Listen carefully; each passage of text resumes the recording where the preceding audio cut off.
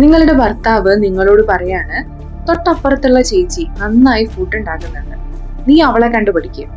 അല്ലെങ്കിൽ നിങ്ങളുടെ ഹസ്ബൻഡിന്റെ ബോസ് പറയാണ്, നിങ്ങളുടെ ജൂനിയേഴ്സ് നിങ്ങളെക്കാൾ നന്നായി വർക്ക് ചെയ്യുന്നുണ്ട്, നിങ്ങൾ അവരെ കണ്ടുപിടിക്കും. ആ ഒരു സമയത്ത് നമ്മളുടെ ഉള്ളിൽ ഉണ്ടാകുന്ന ഒരു നീറ്റലുണ്ടല്ലോ, ആ ഒരു നീറ്റലാണ് നമ്മുടെ കുട്ടികളിലും അവരെ മറ്റു കുട്ടികളുമായിട്ട് കമ്പയർ ചെയ്യുമ്പോൾ അവരിൽ അനുഭവിക്കുന്നത്.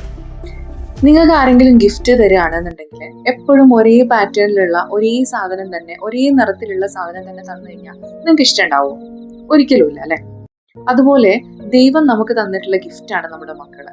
അതൊരിക്കലും ഒരുപോലെ ആവില്ല. ഓരോരുത്തരും വ്യത്യസ്തരാണ്.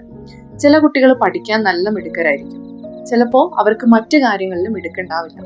ചില കുട്ടികൾ പഠിക്കാൻ മോശമായിരിക്കും, പക്ഷെ അവര് മറ്റുള്ള പല കാര്യങ്ങളിലും മികവുറ്റ കുട്ടികളായിരിക്കും. നമ്മുടെ കുട്ടികളിൽ എന്താണ് മികച്ചു നിൽക്കുന്നത്, ഏറ്റവും മിടുക്കരായിട്ട് അവർ ചെയ്യുന്നത് എന്താണ് എന്നുള്ളത് നമ്മളാണ് കണ്ടെത്തേണ്ടത്. അത് നമ്മുടെ മിടുക്കല്ലേ. നമ്മുടെ കുട്ടികളെ മറ്റു കുട്ടികളുമായിട്ട് മാത്രമല്ല കമ്പയർ ചെയ്യാനുള്ളത്. ഒരു വീട്ടിൽ തന്നെ ഒന്നിലധികം കുട്ടികൾ ഉണ്ടെങ്കിൽ അവരെ പോലും അവരെ കണ്ടുപഠിക്കുക, അവര് ചെയ്യുന്നത് നോക്ക്, നിന്റെ ഏട്ടനെ കണ്ടുപഠിക്കുക, അല്ലെങ്കിൽ നിന്റെ അനിയനെ കണ്ടുപഠിക്കുക. അങ്ങനെ നമ്മുടെ കുട്ടികളായിട്ട് തന്നെ നമ്മൾ അവരെ കമ്പയർ ചെയ്യാറുണ്ട്.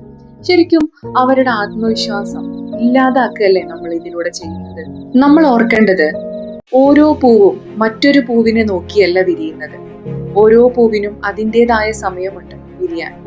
നമ്മുടെ മക്കളും ഒരു നാൾ വിരിയും. അതുവരെ കാത്തിരിക്കാൻ നമ്മൾ തയ്യാറാകണം. മാത്രമല്ല, അതിന് നമ്മൾ കൊടുക്കേണ്ടത് അവർക്ക് സ്നേഹവും വിശ്വാസവും അതിലേറെ ആത്മവിശ്വാസവുമാണ്.